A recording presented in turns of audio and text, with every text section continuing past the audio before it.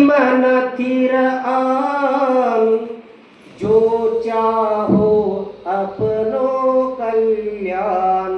ಯಾರಿಗೆ ನಿಜವಾಗಲೂ ತನ್ನ ಆತ್ಮನ ಕಲ್ಯಾಣವನ್ನ ಮಾಡ್ಕೋಬೇಕಾಗಿದೆ ಅವ್ರು ಮಾತ್ರ ಕೇಳ್ರಿ.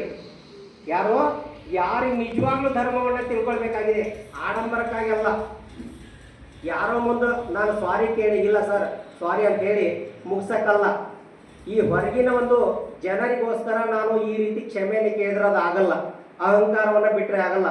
ಅಂತರಂಗದಿಂದ ನನ್ನ ಮನಸ್ಸಿನಿಂದ ಕಾಯ ವಾಚ ಮನಸ, ಮನಸ್ಸೇಕಂ ವಚಸ್ಸೇಕಂ ಕರ್ಮನ್ನೇಕಂ ಈಜ್ವಲ್ ಟು ಮಹಾತ್ಮ.